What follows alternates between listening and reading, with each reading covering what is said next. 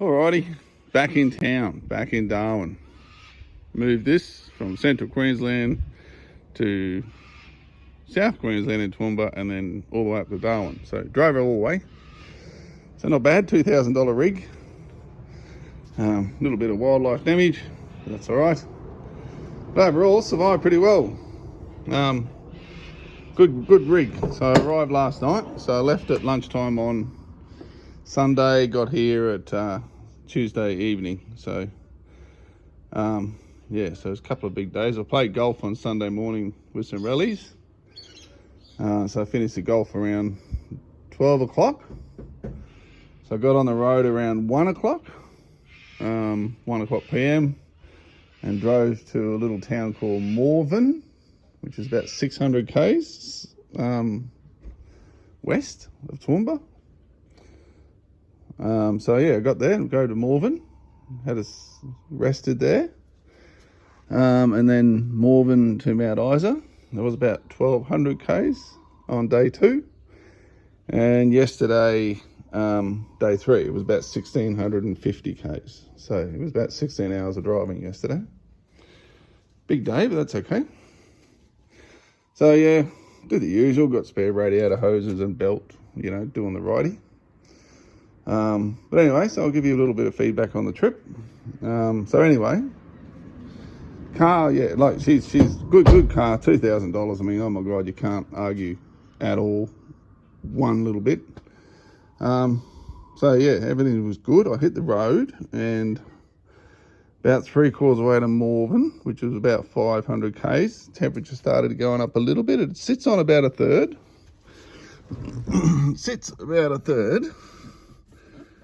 So about a third, and then it started creeping up to about half. And I went, oh, what's that about? And I thought maybe it's hotter. Maybe the temperature's a bit hotter. But no, yeah, so what I found was the radiator was had a bit of tiny pinhole leak. So I just backed off the speed a bit and cruised into Morven, and it was fine. So the next morning I checked it, and I had to put about 1 litre of water in it. So she definitely had a little pinhole leak. Yeah, so that's okay. So I topped it up and yeah, just kept driving. So then I got to, where did I get to? About Longreach. I got to Longreach, which, whatever, Morven to Longreach, that must be 700 k's or something. And the same thing started to happen. So I stopped at Longreach and grabbed some good old stop leak, radiator stop leak. I couldn't find where the leak is, so I've got no clue. I think it's on the radiator somewhere. Got some old stop leak from the servo, and yeah, so I chucked that in it. And it was all good for about 10 minutes, and then it went up to about a bit over half. And I went, oh no, what I've done, the stop leak's jammed something. Here I am in the middle of bloody nowhere. But then it seems to have sorted itself. It seems to have, whatever the little rubber, whatever's in these things, must have found its home, and then it went down to a third, and it didn't move since. It didn't move until late last night, where it did move. So once I got in the NT, I sat on about 110 all the way, only purely because I didn't want to push it because of the radiator. So I sat on 110, and then I sort of was running out of puff towards the end after I got to Catherine. Had about 3 hours of driving to go from Catherine, and I went, oh bugger this, I'm going to start pushing a little bit further. So I got up to about 120, and you wouldn't believe it, up the temperature went. So up to about half again. So I went, oh man. So anyway, so I backed it off to 100 again, back to the 100, and then it just went back down to 1/3. So yeah, obviously whatever the leak is, it's just enough at the right height of the radiator to keep it cool. But as soon as you push it, yeah, it gets a bit warmer. So anyway, no harm, no foul, all good. Car wise, good. So I did have a fault come up with the engine warning light come up. That was when I was in Gladstone visiting my brother before I left. So while I was in Gladstone, I went and bought one of these bloody doobie dabbers from J-Car. $99 it was. Bargain. What a piece of kit. Wow. So bloody simple to use. It's unbelievable. I honestly couldn't believe how easy they are to use. I thought these things were complicated bloody nuisances to use, but they are insanely so easy, and it reads the codes beautifully. So I'm sure there's probably 1,000 videos on these things how to use them, but I'll just do a real quick one. So just to anyway. So you can find the fault code, start her up, and you just plug it in. It's so simple, it's insane. They're down under here in case anyone's got one of these cars. And they don't have to do anything. You just put the little button there, the enter button, and it says entering system, thinking, entering system, blah blah blah, lots of thinking. Oh, it's doing lots of thinking. That's unusual. Anyway, I'll leave that be. I don't know why it's taking so long. I didn't plug it in right. Hang on, I didn't plug it in right. That's why it's half out.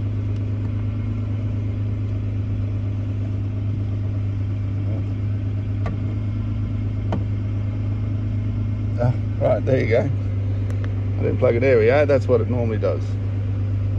So this may be a bit hard to read. The reflection is pretty nasty. So there you go. So you just press enter. You see the little red light up over here that says there's a code out. So you just go to the system and then you say read codes. You just press the same button again. Entering system, please wait. It says right, there's a code. Enter again. Current codes. Enter again. And then you just select GM, because obviously it's a GM system, but Isuzu car, but GM it is. And it says that's irrelevant. Accelerator, boost control condition, obviously Corvette stuff, so that's irrelevant. But accelerator pedal position sensor, which is, I know, it is faulty. So there you go. So I know for a fact that is faulty. So that's what I found in Gladstone. So yeah, I bought one of them. I haven't changed it yet, so I didn't want to mess with it. So then you just go back and job done. Okay, I'll just press enter again because it wants me to press enter. Yeah, I don't need to know that stuff. Back, and then you can just erase the code like that. Right, yes, erase the codes, and they're done. Then you got a little green light saying she's all fixed. So simple. So what that does, Excelerator, it is a code that reads accelerator position. These models. So as of September 2001, I think they went to electronic throttle body. So no throttle position sensor on the throttle body itself. So they call it accelerator position sensor. So there's the same one of them up under the accelerator. So just for people's information, if you've got a fly-by-wire, as in a electronic throttle body car, if you're looking for the throttle position sensor, or what they may call accelerator position sensor, it's on the accelerator itself. You see it clear as day. So the other thing that I did, I bought a little Bluetooth speaker. Cheap as cheap, $20 I think. Actually might have been less than that, I don't know, but it's bloody good. What a good thing. And a double adapter, so I could charge the speaker and my phone all in one. That worked well. The standard leftovers, I got rid of 3/4 of it. My dad gave me one of his wooden tractors. So Dad makes these as a hobby. There's a tractor there, and these are absolutely fantastic. People pay big money for these things. They're absolutely fantastic. Rugged as hell, unbreakable. All wood. Look at the detail. It's all wood. Wood. A whole lot. Dad doesn't. Even got a dash in there. Yeah, Dad doesn't. If you want one, give me a yell. So anyway, what else of a car? What else? So other than that, look, having cruise control was just golden. Manual, golden. So good. And the fuel, oh my God. So you just press that little button, you can hear it, ready? That's the rear tank pumping into the main tank. So yeah, you just do that on the road. You can't hear it on the road, it's loud because I'm sitting here. So yeah, all good. Aircon, freezing cold, beautiful. Oh, beautiful cold aircon, lovely. So yeah, these are good good rig, man. They got everything on them. Everything. It's extraordinary. Everything electronic. Everything is electrical. Everything. They oh, and also this little switch here saved my butt at night because I was coming back from Catherine, and the lights on this car are horrendous. The bulbs must be all old. I don't think he's changed the bulb before me, so I didn't change the bulbs. I didn't even think about that. I didn't do any night driving. But I obviously just asked Catherine, it started getting dark, headlights, and well, oh geez, they're not real good on low beam, and then high beam, oh my God, I can't see anything. They're not very good. So obviously the bulbs are old and worn out. But I found the switch for this bloody thing, and man, one light bar makes a huge difference. My goodness, it lit up the night. So good. So very, very happy that was on there because I couldn't see. Yeah, it was really bad. Other than that, no flats, no dramas with mechanical stuff other than what I mentioned. Yeah, so I found out the seat system too. So thank you for the fellow who commented, or person who commented. I actually should have said, grab their name, but there is a comment when I actually asked one of my videos what these hooks are, what these mounting points are up there. You can see the one up there, and there's another one just up there. So these seats go flat, obviously. I didn't actually realise that. So, it's because I've got that seat all the way back. So those seats go all the way flat. So what they must do, a little toolkit there as well. So they put them flat, and then you'd mount your thing there, across here. You can see where it used to be. And you've got a massive cargo bay, flat floor, and you've got your security of your cargo barrier here.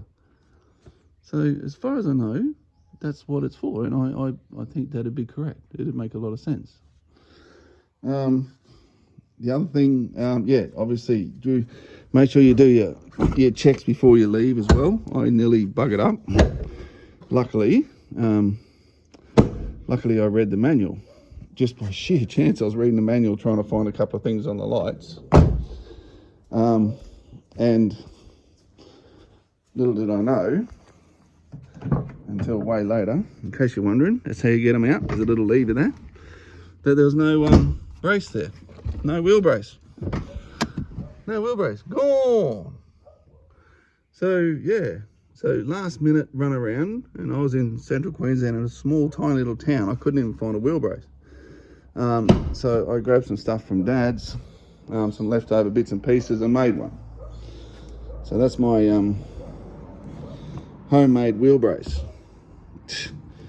It is a beauty. Grab some old rusty stuff from Dad's farm, and there's my wheel brace. And this is my jack lever. So I just got the anger onto it and made a jack lever out of it and stuff. So there's the jacks in here, and that's why I needed one, because that's what it had to fit into. So anyway, that was a last minute panic, but good I had one. No dramas there. That'll probably fall out of there now that I've arrived. Or make a lot of noise.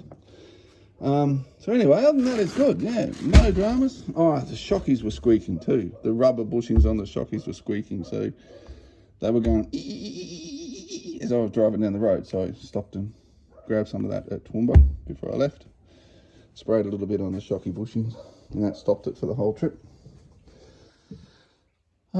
Really, that's it. So I'll leave it be. But anyway, man, $2,000 plus a bit over $2,000 spending on it to get it roadworthy in Queensland. But like I said, 90% of that was the just standard rubbers and bloody rubber boots and stuff like that, and the hydraulic steering rack. That was a killer. Very expensive to replace on these. It's a front out, half the bottom out, front diff out. Ugh, yuck. It was a big job. So the mechanic did that for me, thankfully. So I got to get a little bit of repairs done on that mirror, so I'll find something to fix that. But other than that, she survived. She's here. She's in Darwin.